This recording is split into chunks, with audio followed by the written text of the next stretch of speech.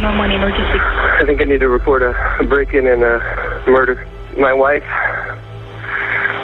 is on the floor, bloody, stiff, not moving.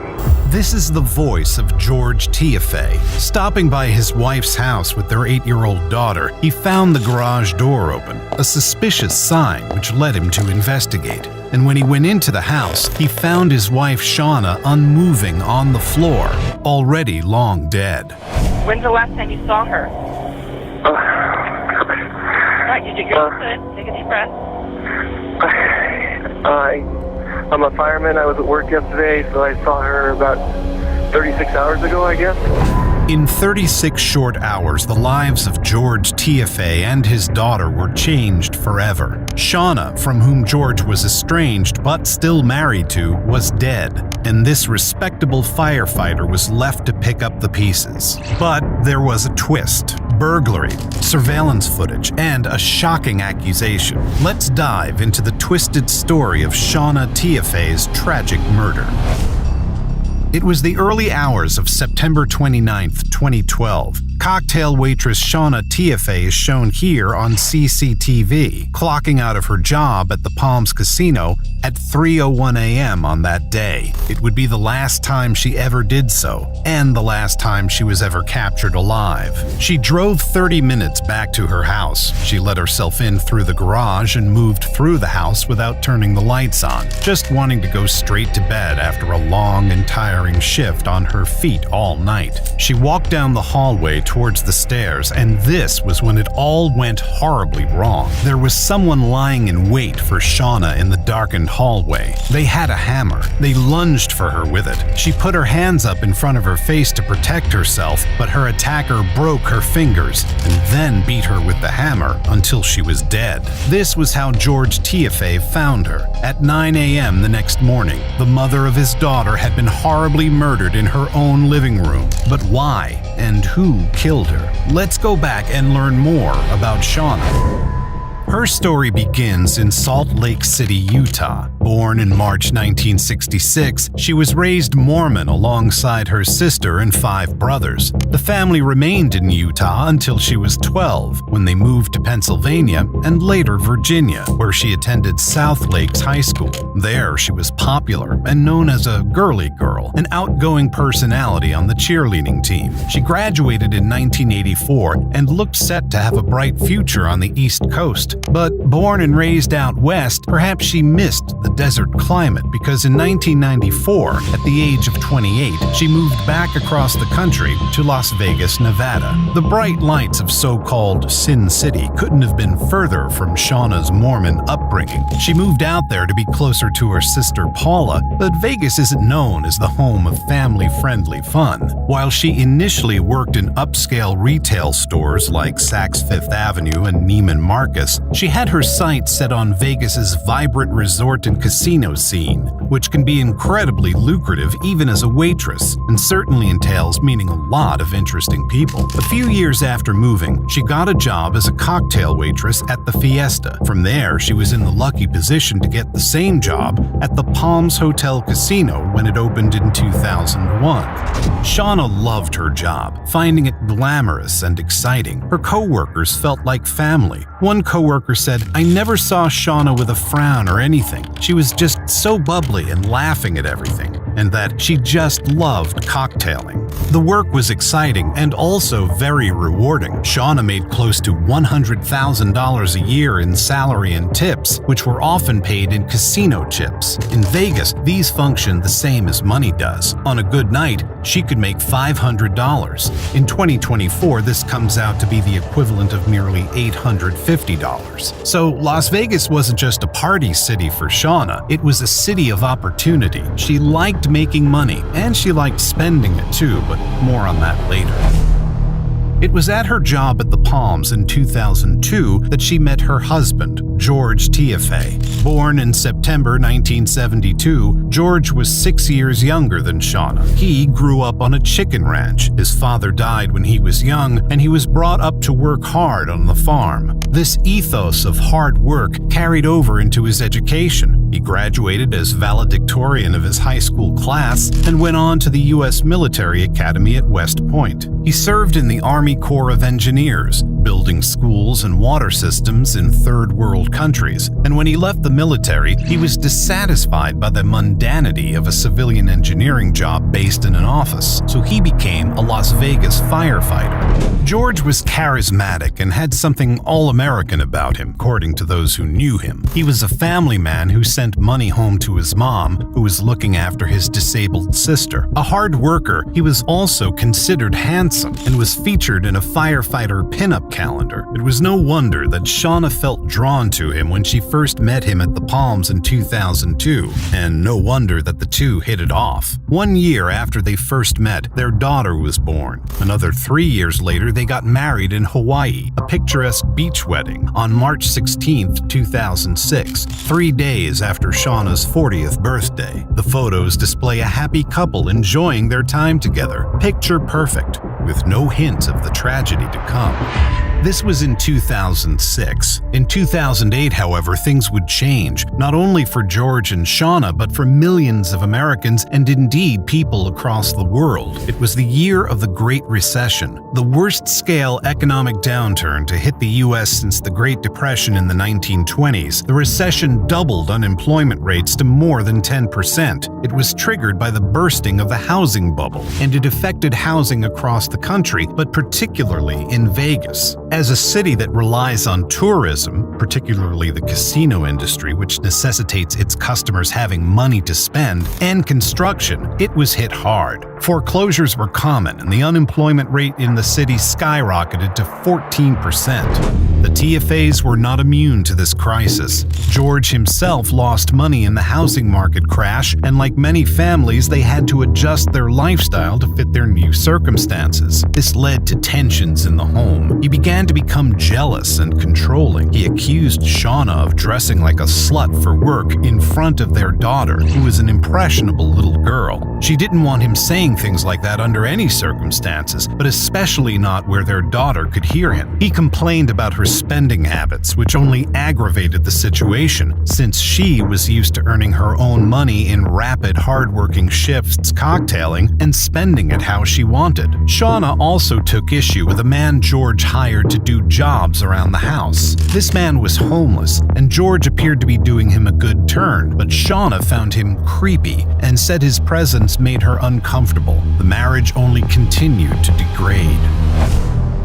They'd been together for a decade and married for 6 years when Shauna decided she'd had enough and finally moved out of their family home. It was April 2012. Their daughter was 8 and they began sharing custody, but it was difficult since Shauna continued to work long nights as a cocktail waitress and George's shifts as an EMT and firefighter were just as long and arduous. As a result, their daughter spent a lot of time with George's mother, who lived in the nearby area. Perhaps it was for her daughter's sake that Shauna wasn't ready to give up on the marriage, or perhaps it was that she was an idealist who'd achieved her dreams of working among the bright lights of Vegas and she couldn't surrender her handsome, charismatic husband or the beautiful family he'd provided her with. She carried an optimism with her, and she convinced George that they should see a marriage counselor.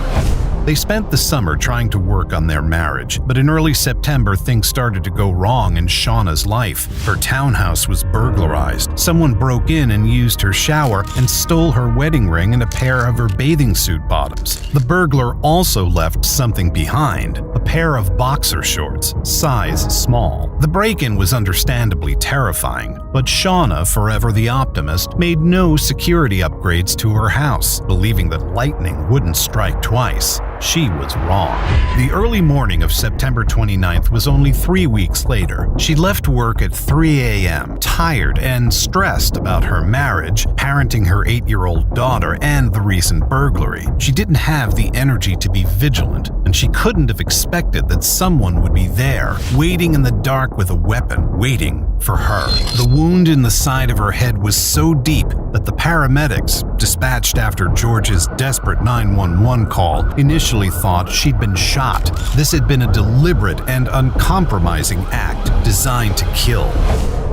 The police were immediately suspicious of George. In cases of marital strife, the husband is usually the prime suspect, but George had an alibi, as he'd explained to the operator over the phone and also to the police, who interviewed him at the scene.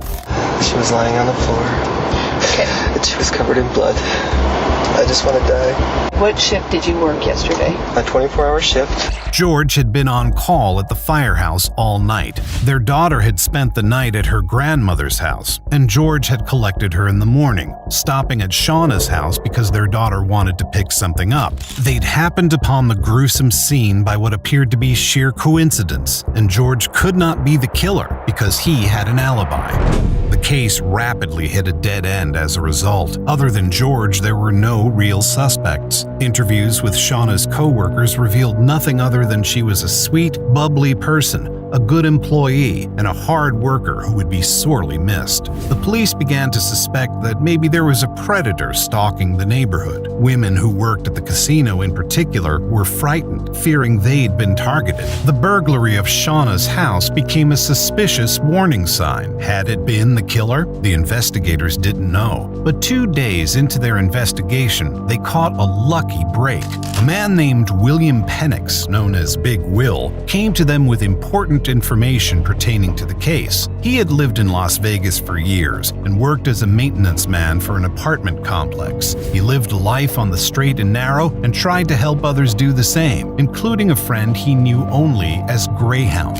Greyhound lived in a tent in the foothills, a very different sort of life from the glitz and glamour of Vegas in the movies. He was an ex-con, and Will had been helping him get his life together. But one day in September, Greyhound came to Will with a confession.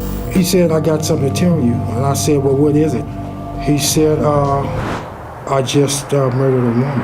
According to Will, Greyhound hadn't even seemed to feel guilty about it. He'd seemed satisfied with the fulfillment of a task, the promise of a reward. He said he'd hit the woman over and over with a hammer until the hammer broke. So Will called the cops. Initially, they were dubious. As a lead in the investigation, it seemed too easy to be true, but they followed it up anyway. Greyhound was known to steal food from an Albertsons grocery store, so the investigators went there with Will to find out where he'd last been seen. Will also knew that Greyhound sometimes sold drugs at the gas station next door, but they didn't need to talk to any witnesses to find him in the end. Will spotted him right there on the street. The cops approached him. He had drugs in his possession, which enabled the investigators to take him back to the police station. Greyhound's real name turned out to be Noel Stevens, and he fervently denied what he'd told Will about killing a woman with a hammer. Without a confession, the police needed physical evidence to tie Stevens to the crime. They launched a search for his campsite, scouring through miles of Vegas desert on foot and with a helicopter. Finally, out in the foothills 8 miles from the Vegas Strip, they found Noel's campsite, and they found the evidence they'd been looking for. It was a rolled-up pair of Stevens's pants, hidden half under a bush, and the pants were bloody. The investigators tested them for DNA right there and then. When the DNA result came back, the truth was clear. Noel had been involved in Shauna's killing. It was Shauna's blood.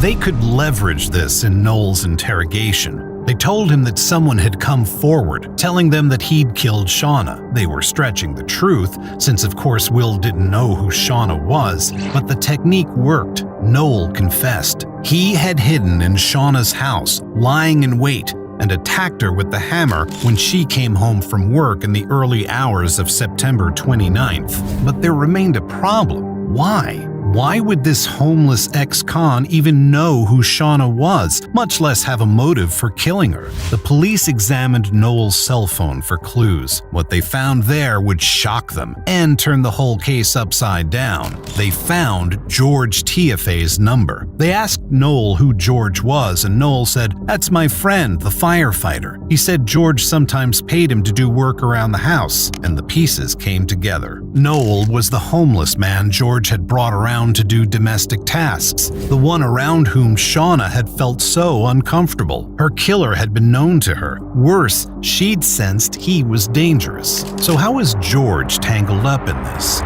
The day of the murder, Shauna's sister Paula had held her own suspicions. She and her husband called George when they found out about Shauna's death, and they recorded the call. Hello? George, Yes, this is Paula. Can you tell me what's going on? Shauna passed away. And what did they do to her? I don't know, just laying on the floor with blood. George was with a grief counselor when he took the call, standing just outside Shauna's house. After this brief conversation, he handed the phone over to the grief counselor, who talked with Paula and her husband. But Paula wasn't in the mood to be consoled. She needed to share her suspicions. No one else can hear what I'm saying, correct? Correct. I have my suspicions that her husband may be involved in this, based on many conversations I've had with my sister. I highly suspect that he may be involved.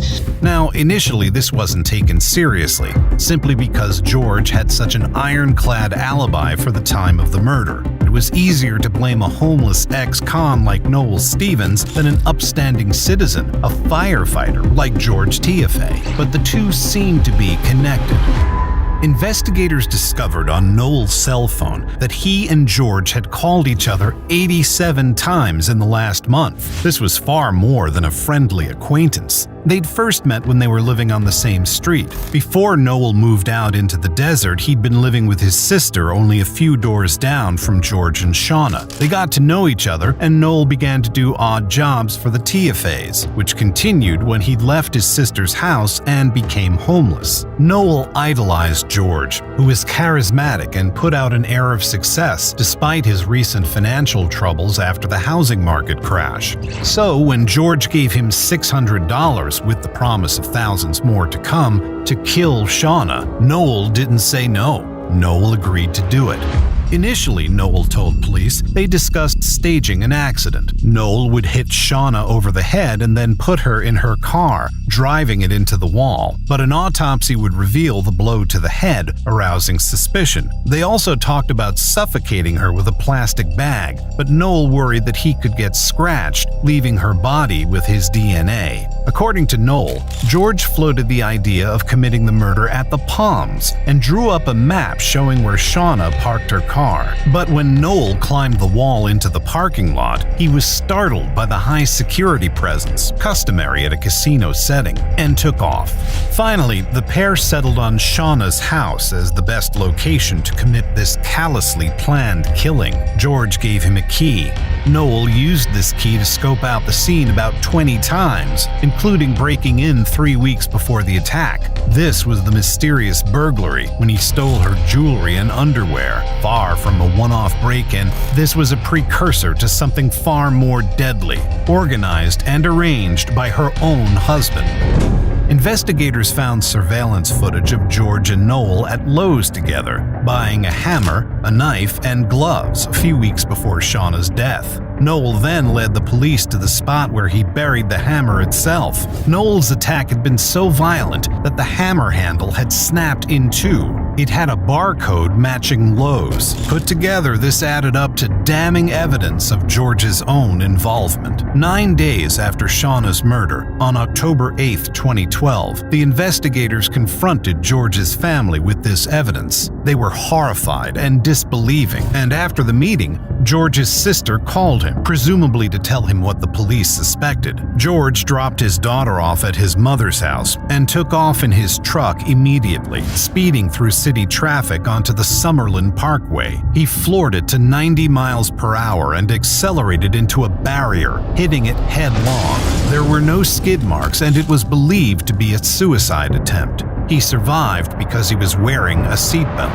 Lying in his hospital bed, George Tiafe was charged with his wife's murder. At the police station, Noel Stevens was also charged. He pleaded guilty in 2013 and agreed to testify in a deal that meant prosecutors would not seek the death penalty against him. But for the prosecution to prove that George had been the instigator, Noel would need to make a convincing witness. He had a stutter, brought on by stress, and Big Will confessed that sometimes he didn't believe what Noel said, but Noel spoke spoke on the stand anyway. Are you just doing work for him, or is there something? Friends. What kind of things have you done together? We worked out, stuff like that. He admitted that he'd been the one to break into Shauna's house and leave behind the pair of boxers, and that this had been a dry run for the actual murder. Who told you to make it look like a robbery? George did. I hit her in the head. What happens when you come out that door and you're holding that hammer? She tells me why I'm doing this. She says, "Why are you doing this?" Yes. Who told you to kill Shauna? George. This was the last nail in the coffin for George Tiafe. Although Noel admitted to experiencing hallucinations and had a troubled past, it seemed clear that the plot was too contrived for him to have invented it. He also told the court that leaving the garage door open was a signal the pair had invented, so that George would know he'd done the job when he came by the house the next morning. This makes it even more chilling that George brought his 8-year-old daughter to Shauna's place that day.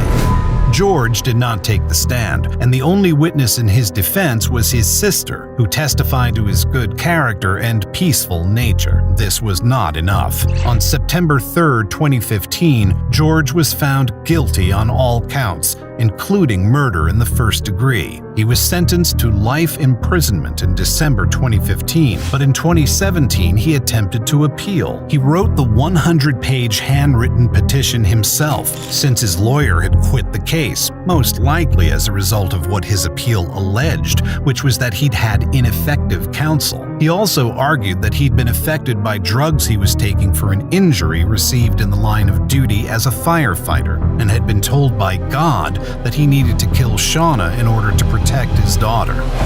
This appeal was denied. The court's response was this: that George plotted the murder while he worked, cared for his daughter, and fostered an amicable relationship with the victim to avoid any suspicion related to her death. Given the patience, subterfuge, and perseverance involved in this plot, the appellant has not demonstrated a reasonable probability that he would not have been convicted or would have received a more lenient sentence. As the reason he'd done it, the police and prosecutors believed it was all about money. Investigators had found evidence that George had been trying to hide money through his mom, and the tensions in their marriage had begun with the Great Recession and had continued to circle around Shauna's spending habits. This, it seemed, was the reason he'd contracted Noel Stevens so coldly and cruelly to murder his wife. In 2023, George and Shauna's daughter graduated high school. She's been living with her grandmother ever since the tragic events of 2012. What do you think about this tragic story? Let us know your thoughts in the comments below. Until next time, stay safe, keep up with our channel, and we will see you very soon on The Decoder.